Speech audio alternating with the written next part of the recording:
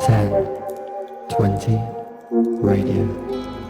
You are none the wiser.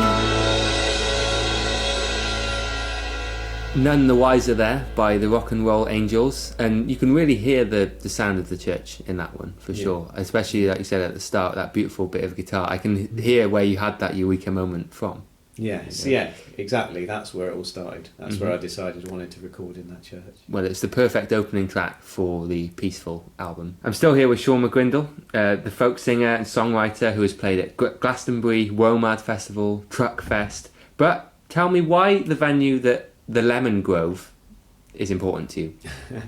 The Lemon Grove, they call it, so it's known as the Lemmy at uni. So it's in Exeter, and that's where I was at university. And university forms a lot of memories for most people, doesn't it? And for me, I saw some good gigs there.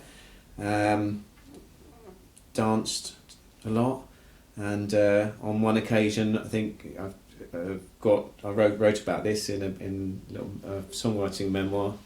I filmed Tom York singing High and Dry with a band before he recorded it with Radiohead.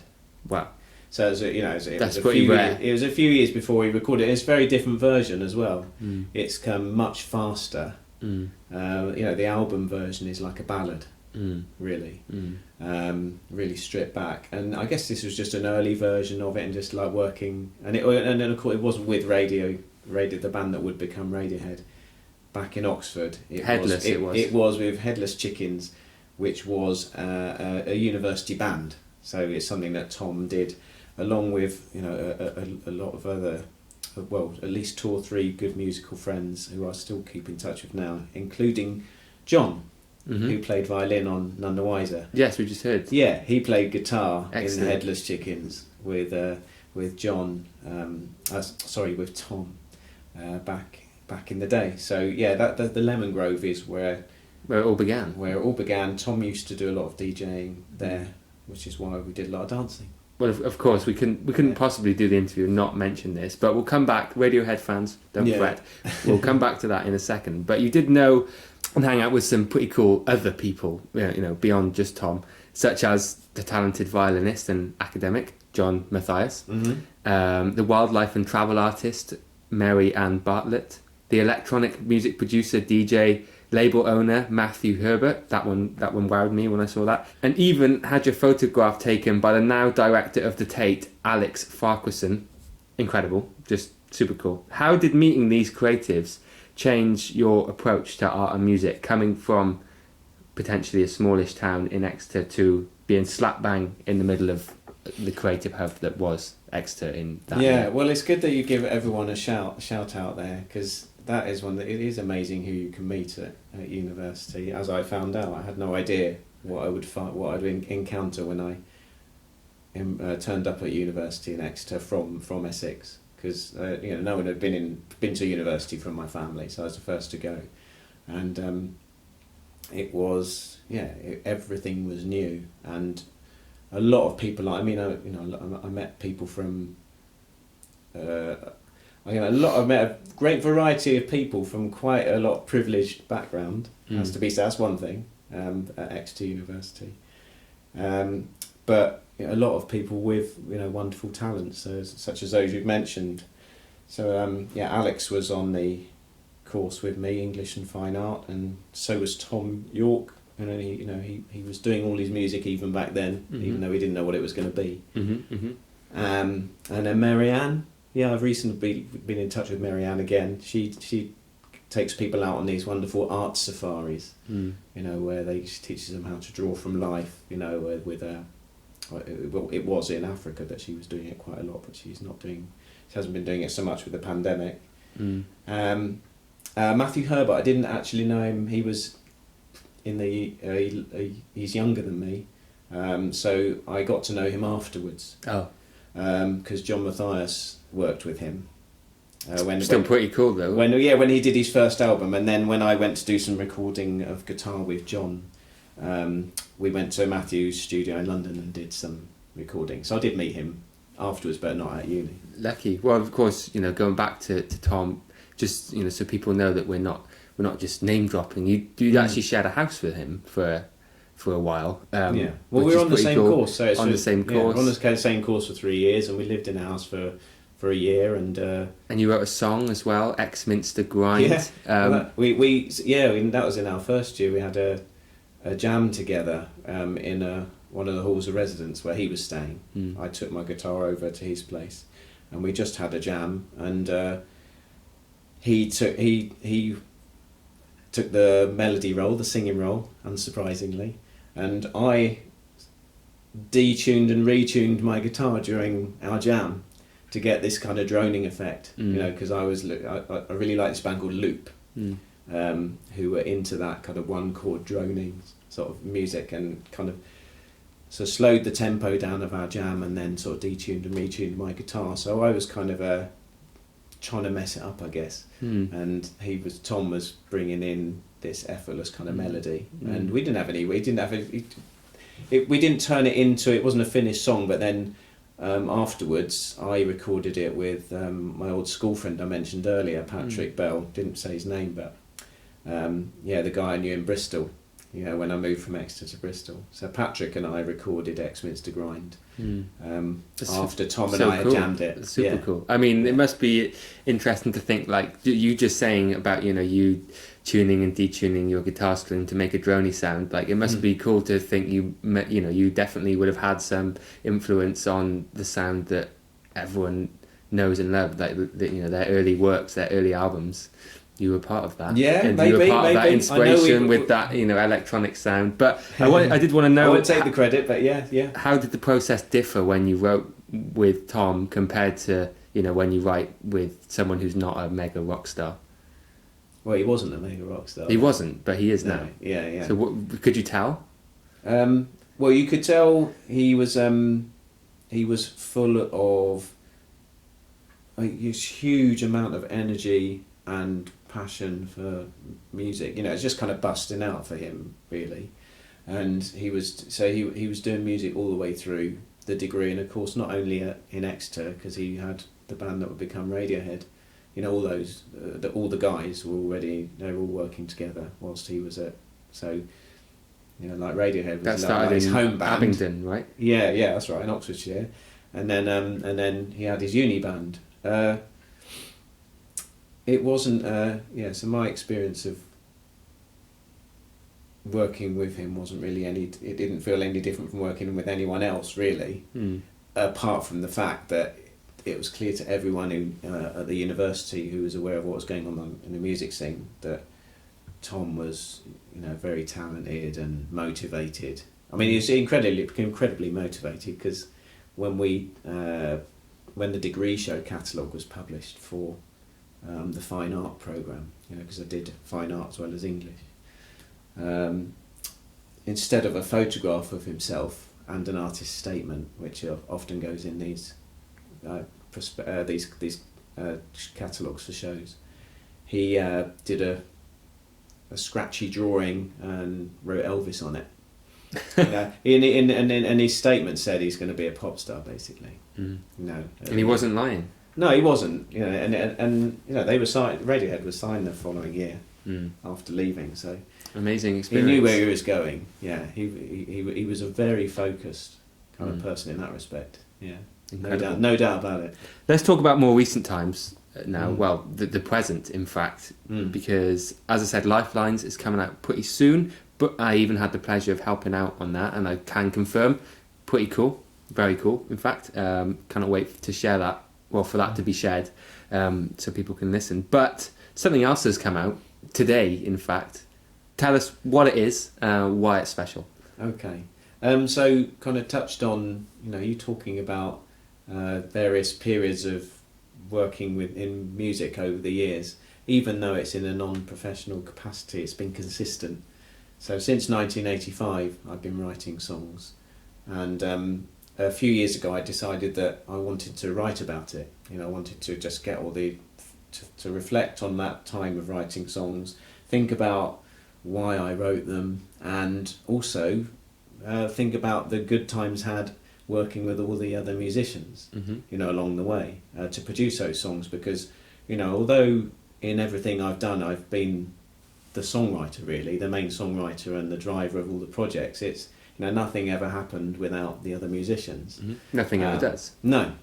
And so I wanted to kind of celebrate all that, really. And so I wrote a book. It's called Journey of Song, and it's a memoir of songwriting from the margins of rock and roll, really, because, I've been in some good places and done some good gigs and worked with cool people, but it's been kind of on the fringes because it's not been my, my career or the main thing that I did. So it's reflecting from that perspective, really, on 30 odd years of songwriting. It's come out, so I've decided to write it as an ebook. Just come out today. Yeah. It's so it's on Amazon Kindle. That's the kind of that's how I've produced it, and there's a website that goes with it called journeyofsong.com, and I've organised so you can read the book, and then alongside it you can have all the audio and video and all the kind of other media, really, that are signposted throughout the ebook. So hopefully, I think I've got it right, but I'm hoping that I won't know until people read it and give me feedback. It should be quite a nice sort of almost multimedia experience. Yeah, well, across different platforms. I logged on to the website because the website was up already. Just the ebook. That's right. Was not... Yeah, the website's available. Ebook's not out yet until today. Yeah, until today. And I went on there, and there's like you said, there's so much stuff. There's like pictures, there's videos, there's like notes, there's like a playlist of 47 songs to engage with, and now there's a book. Yeah, that's just dropped as well. I think it's a whole unique experience in one place. A bit like my album was, but actually much different in this sense. It's not one concept; it's actually real life. Talking about your experiences and the scene. It just it was great reflecting all that, because it just made sense of a lot of things, and the more I thought about it, the more I remembered, as people would do if when they start delving into the past. And it was great to feel how interconnected everything was, and I'm still working with people that I met 30 years ago. So it's that network is a very real one that's ongoing. Let's do a quick fire round now. Get to know Shaun. Okay, you ready? Yeah. Favourite cheese? Stilton. Current book you're reading? Can music make you sick? Can it? Yes. Local watering hole? We used to have our local watering hole is closed on Windmill Hill. So I haven't got a go-to place. I go to I like the Watershed in city centre. It's kind of media centre. It's got a nice bar. It's not quite on the doorstep, but it's only a 15-minute walk, so it's pretty local. Yeah. If you could live anywhere, where?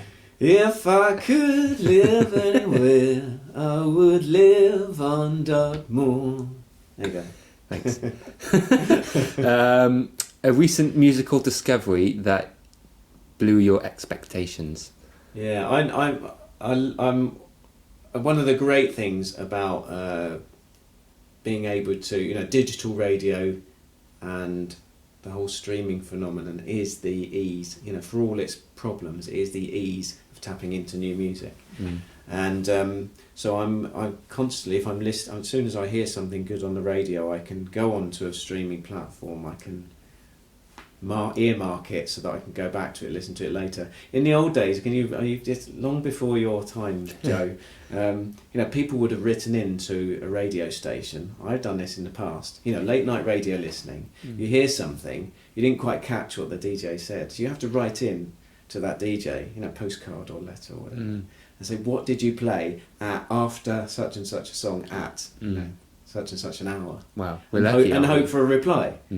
It's the process just couldn't be more different now. You can see everything that's being playlisted, live on the internet for most radio stations. It's much more instant now, which is good and bad, But one of the great things is new musical discoveries. I heard just last week. It's a track that's 10 years old, so it's not kind of fresh on the net, but it is to me.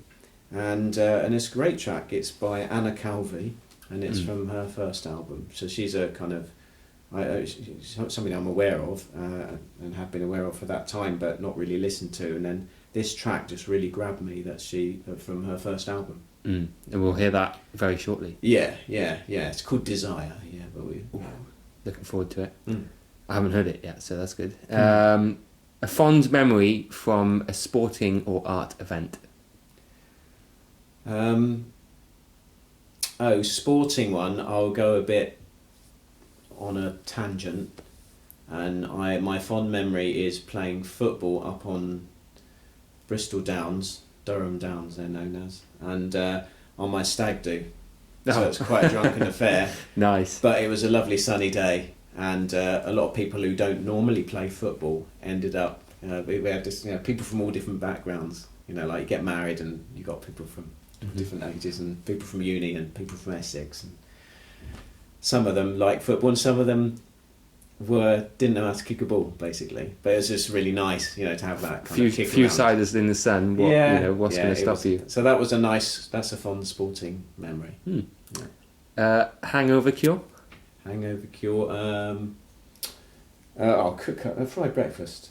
Yeah, fry up. Classic. Yeah. Favourite Sunday meal.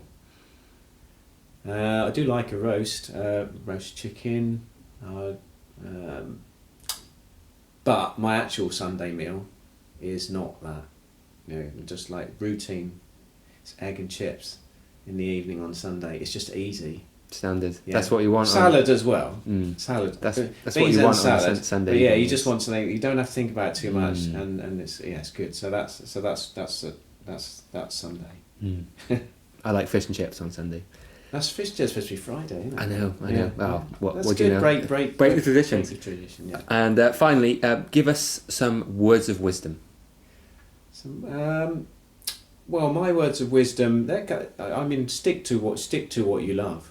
Really, I've been writing songs and creating artwork and music for many years. I haven't ever made a living out of it, but I still do it and I still love doing it. So I think it may not bring you material rewards, but stick to what you love doing. Because it's its own reward then. Yeah. Have you got anything you'd like to add before we move into the request? No. Just thanks, as I said in the memoir. Thanks to all the musicians I've worked with over the years, and the kind of the good times and good work that we've done together. Okay, one plug. Plug something that I recommend. Or no, of your own work. Of my own. Well, it's got to be the website. So and the book. So journeyofsong.com is the website that I've created to go with my book, and you can find out all about the book and all the bands I've been in, and most of the things that we talked about are actually on that website. So I think that's the best plug, really. We'll get there straight after the show. 2 socials. My YouTube channel's pretty good. In fact, if you want to see the whole of the Headless Chickens gig that I filmed with Tom York, back in the day, then the whole gig is on there because I filmed the whole thing. Cool. So the YouTube channel, which is just Shaun McCrindle, that's the username. So go, you'll find it. If you look for it. So the YouTube channel's good.